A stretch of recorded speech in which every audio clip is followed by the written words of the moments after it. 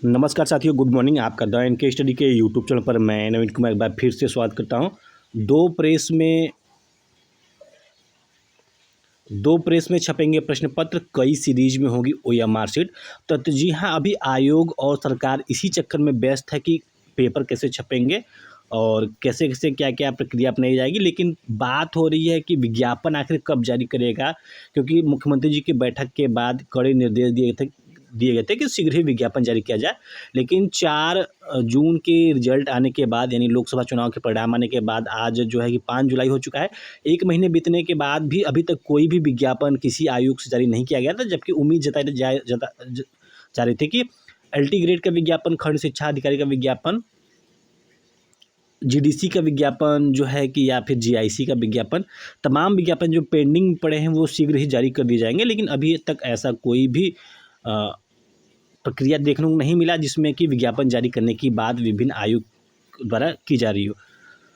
उत्तर प्रदेश लोक सेवा आयोग वैसे भी विज्ञापन जारी नहीं कर रहा है। खंड शिक्षा अधिकारी का विज्ञापन उत्तर प्रदेश लोक सेवा आयोग से आना है।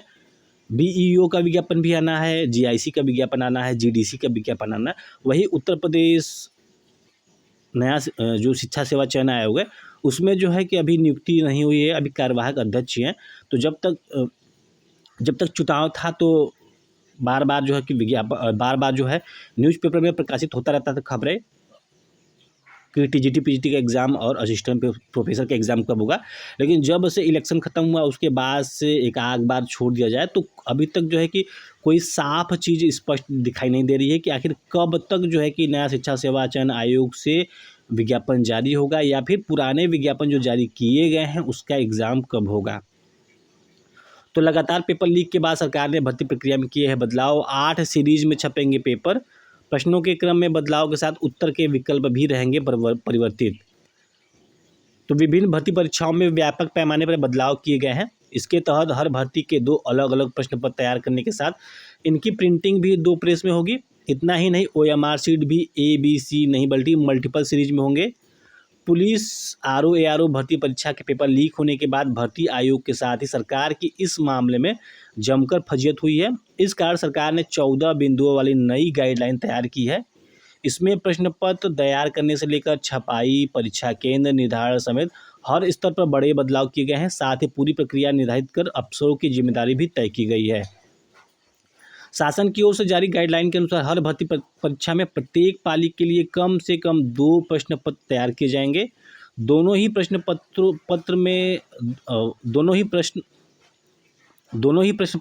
2 अलग अलग प्रिंटिंग प्रेस में छपवाए जाएंगे। कौन सा प्रश्न पत्र उपयोग में लाया जाएगा, इसका निर्धारण परीक्षा वाले दिन या एग्ज़ाम शुरू होने से अधिकतम 5 घंटे पूर्व किया जाएगा। गौर करने वाली बात यह भी है कि पेपर के हर सेट की न्यूनतम 8 सीरीज होगी, वह भी मल्टीपल नंबरों वाली। ABCD सीरीज में प्रश्न पत्र नहीं होंगे। इतना ही नहीं, हर सेट में प्रश्नों के क्रम तो बदले ही होंगे, उसमें जवाब के विकल्प भी परिवर्तित रहेंगे। यानी किसी सीरीज में एक सवाल के जवाब का A विकल्प सही है तो दूसरी सीरीज में उसी प्रश्न का कोई दूसरा विकल्प सही होगा, ताकि नकल की आशंका को खत्म किया जा सके। परीक्षा कक्ष में पेपर बांटते समय इसका भी ध्यान रखा जाएगा कि अगल बगल के अभ्यर्थियों को अलग अलग सीरीज मिले। तो ये तो हर बार ही होता है कि अगल बगल के जो अभ्यर्थी होते हैं अलग अलग सीरीज मिलता है। तो ओएमआर शीट उत्तर पुस्तिका भी मल्टीपल सीरीज में होगी, ताकि ओएमआर बदले जाने की आशंका भी न रहे। इसके अलावा हर ओएमआर की 3 प्रतियाँ होगी। एक प्रति मूल्यांकन के लिए भर्ती कराने वाली संस्था को दी जाएगी, दूसरी कोषागार में सुरक्षित रखी जाएगी, और ताकि किसी तरह के विवाद होने की स्थिति में उसका उपयोग किया जा सके। जबकि जो तीसरी प्रति होगी वो अभ्यर्थी अपने साथ ले जाएंगे। अफवाहों का तत्काल खंडन करेगा आयोग। तो भर्ती परीक्षाओं से पहले या परीक्षा के दौरान पेपर आउट होने या अन्य तरह की अफवाहें भी खूब उड़ती है। इससे परीक्षा सवालों के घेरे में आ जाता है, जिससे भर्ती आयोग की गरिमा को भी ठेस पहुंचती है। इससे बचने के लिए गाइडलाइन में यह भी कहा गया है कि आयोग की ओर से किसी अफवाह का तत्काल खंडन किया जाएगा। इसके अलावा आयोग के अफसर एसटीएफ एवं पुलिस के अधिकारियों के लगातार संपर्क में रहेंगे। परीक्षा केंद्र स्थापित कर वहां से निगरानी भी रखी जाएगी। एक पाली में अधिकतम 5 लाख अभ्यर्थी की होगी परीक्षा। शासन की ओर से जारी गाइडलाइन के अनुसार किसी भर्ती में 4 लाख से अधिक आवेदक है तो 2 स्तरीय परीक्षाएं होगी, यानी एक स्क्रीनिंग परीक्षा, इसके अलावा एक पाली में अधिकतम 5 लाख अभ्यर्थी की परीक्षा शामिल हो सकेंगे।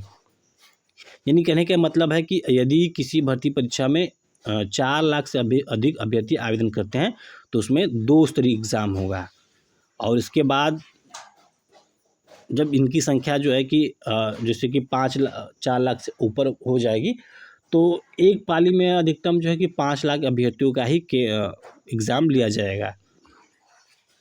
5 लाख से अधिक अभ्यर्थी हैं तो उसी के अनुसार परीक्षा पालियों की संख्या बढ़ानी पड़ेगी।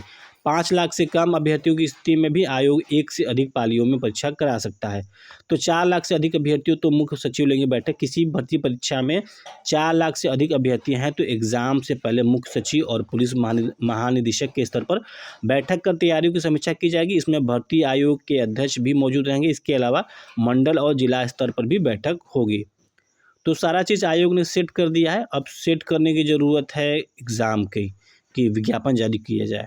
तो परीक्षा की हर प्रक्रिया के लिए अलग अलग होगी एजेंसी। पूरी परीक्षा की व्यवस्था एक एजेंसी के पास नहीं होगी। इसके लिए 4 अलग अलग एजेंसियों का चयन किया जाएगा। एक एजेंसी पेपर तैयार करने, छपवाने तथा सभी जिलों के कोषागार तक पहुँचने का काम करेगी।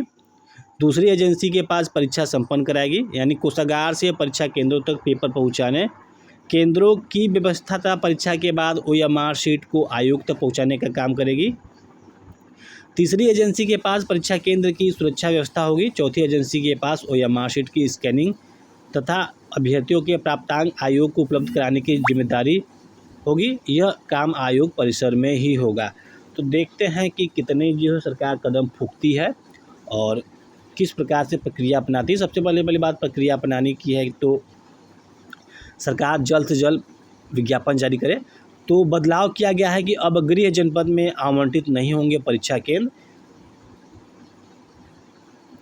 तो उत्तर प्रदेश के सभी भर्ती आयोग, बोर्ड और अन्य भर्ती संस्थाओं की परीक्षा में अभ्यर्थियों को उनके गृह जनपद में परीक्षा केंद्र आवंटित नहीं किए जाएंगे। इसके केवल दिव्यांग अभ्यर्थी को गृह जनपद में परीक्षा केंद्र मिलेंगे। शासन की ओर से जारी दिशा निर्देश के अनुसार एक से अधिक जनपद में परीक्षा के आयोजन की स्थिति में पुरुष अभ्यर्थियों को उनके गृह मंडल में परीक्षा केंद्र आवंटित नहीं किए जाएंगे। हालांकि शासन ने यह भी स्पष्ट किया कि ऐसे अभ्यर्थियों को उनके गृह मंडल के निकट किसी अन्य मंडल के जिले में परीक्षा केंद्र आवंटित किए जाएंगे। वही महिला परीक्षार्थियों को उनके गृह जनपद में तो परीक्षा केंद्र नहीं मिलेंगे, लेकिन मंडल से बाहर भी उन्हें नहीं भेजा जाएगा। मंडल में गृह जनपद से इतर किसी दूसरे जिले में परीक्षा केंद्र आवंटित किए जाएंगे। केवल दिव्यांग अभ्यर्थियों को गृह जनपद में केंद्र आवंटित होंगे।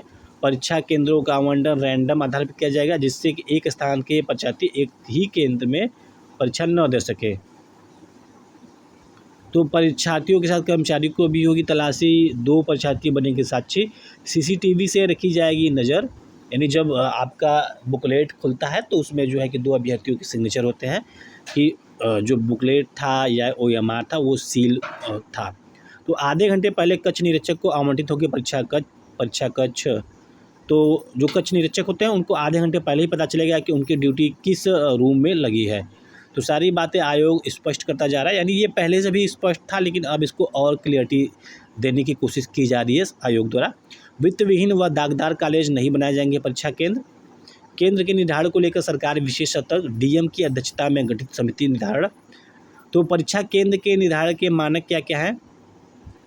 तो जो भी परीक्षा केंद्र बनेंगे बस एवं रेलवे स्टैंड कोषागार से के 10 किलोमीटर की परिधि में बनेंगे। कक्ष निरीक्षक के लिए अध्यापकों और कर्मचारियों की पर्याप्त संख्या होगी। विगत 3 वर्षों में कराई गई परीक्षाओं का अनुभव होना चाहिए जहां पे सेंटर बनेगा। परीक्षा केंद्र शहर की आबादी के अंदर होना चाहिए। परीक्षा केंद्र तक पहुंचने के लिए सड़क एवं यातायात की सुविधा होनी चाहिए। परीक्षा केंद्र की बाउंड्री तथा अन्य जरूरी सुविधाएं होनी चाहिए। CCTV लगे कैमरे क्रियाशील हो, संस्थान एवं आयोग इसे सुनिश्चित करेंगे। उसके बाद जो है प्रश्न पत्र के प्रत्येक पृष्ठ पर गोपनीय सुरक्षा चिन्ह होगा। प्रश्न पत्र की सेटिंग के लिए पर्याप्त समय दिया जाएगा, पर बहुत ज़्यादा न हो। परीक्षा नियंत्रक प्रिंटिंग प्रेस नियमित निरीक्षण करेंगे। प्रिंटिंग प्रेस के प्रत्येक स्टाफ के आने जाने का समय रजिस्टर में दर्ज होना चाहिए। प्रिंटिंग प्रेस के हर गेट पर सुरक्षा व्यवस्था हो, बाहरी का प्रवेश वर्जित हो, हर कोना CCTV की जद में हो, रिकॉर्डिंग 1 साल तक सुरक्षित रहे। अभ्यर्थियों के अंगूठे के निशान एवं बायोमेट्रिक मिलान ठीक से किया जाए। तो इन सभी बातों पे जो है कि आयोग ने स्पष्ट कर दिया है, किसी भी एग्ज़ाम के लिए ये ज़रूरी होंगे। तो अब आयोग जब ये सब स्पष्ट कर दिया है, तो अब जो है कि बारी है कि जितने भी अर्हता संबंधी विवाद हो, जिसमें कि एलटी ग्रेड का विज्ञापन पिछले 6 साल से पेंडिंग में पड़ा है, तो उसका विज्ञापन अर्हता संबंध के विवाद के कारण जारी नहीं हो पा रहा है। जीडीसी नई नियमावली के चक्कर में फंसी हुई, तो उसको भी जल्द से जल्द उसको क्रियाशील किया जाए, यानी नई नियमावली पे मुहर लगा जाए। जीआईसी का विज्ञापन जारी किया जाए, खंड शिक्षा अधिकारी का विज्ञापन जारी किया जाए। तो जो जितने भी उत्तर प्रदेश लोक सेवा आयोग से विज्ञापन जारी होने, उसको शीघ्र ही 1 महीने के अंदर जारी किया जाए। उसके बाद जो नया शिक्षा सेवा चयन आयोग का झुंझुना पकड़ाया गया है, तो उसको जल्द से जल्द क्रियाशील किया जाए और उसमें जो है कि स्थायी अध्यक्ष की नियुक्ति जाए, कि परीक्षा नियंत्रक की नियुक्ति की जाए, सचिव की नियुक्ति किए जाए, उप सचिव की नियुक्ति की जाए। तो जल्द से जल्द इसके बारे में भी सरकार को सोचना चाहिए कि जो झुंझुना पिछले 2 साल से पकड़ाया गया है, उसमें अब जो है कि आचार संहिता का कोई मामला भी नहीं रहा, क्योंकि जब तक आचार संहिता लगा था, तो आचार संहिता की दुहाई दी जा रही थी कि जैसे ही आचार संहिता समाप्त होगा, आयोग बहुत तेज़ी से कार्य करना शुरू कर देगा। लेकिन पिछले 1 महीने के आधार पे हम कह सकते हैं कि परिणाम क्या हुआ नया शिक्षा सेवा चयन आयोग का आपके सामने है। तो नया शिक्षा सेवा चयन आयोग से भी भर्ती की जानी है, जिसमें 2 साल पहले विज्ञापन जारी किया गया था टीजीटी पीजीटी का और असिस्टेंट प्रोफेसर का। तो कहा जा रहा था कि आंकड़े के अनुसार, यानी न्यूज़पेपर में बताया जा रहा था, जब तक आचार संहिता लगा था उसके पहले बताया जा रहा था कि जुलाई के लास्ट में जो है कि असिस्टेंट प्रोफेसर, या फिर अगस्त के पहले वीक में, यानी अगस्त में एग्ज़ाम करा लिया जाएगा असिस्टेंट प्रोफेसर का। लेकिन अब कोई चांस नहीं दिखते हैं कि जुलाई के लास्ट या फिर अगस्त में असिस्टेंट प्रोफेसर के एग्ज़ाम हो सके। साथ ही साथ कोई भी चांस नहीं है कि पिछले आने वाले यानी जुलाई या फिर अगस्त में महीने में टीजीटी या पीजीटी की भर्ती हो सके। तो उम्मीद है कि नया शिक्षा सेवा चयन आयोग भी कार्य करना शुरू कर देगा और अभ्यर्थियों को बेवकूफ़ बनाने के बजाय जो है उनके हित में कार्य करेगा। तो जिस प्रकार से मुख्यमंत्री योगी आदित्यनाथ जी ने बैठक की थी, निर्देश दिए थे, फटकार लगाई थी विभिन्न आयोगों के अध्यक्ष को, या फिर सभी जहाँ से नियमावली पास होती है या फिर अर्हता की बात सुलझाया जाए, तो देखने वाली बात अब ये होगी कि कितना ये अमली जामा पहनाया जा सकता है और कितनी तेज़ी के साथ कार्य होगा। तो फिलहाल आज 5 जुलाई है, अभी 5 जुलाई तक कोई भी अपडेट जो है कि सामने निकल के नहीं आया है विज्ञापन के संबंध में। तो फिलहाल इस वीडियो में बस इतना ही, मिलते हैं अगले वीडियो में। बने रहिए द एंड केस स्टडी के साथ। बहुत बहुत धन्यवाद।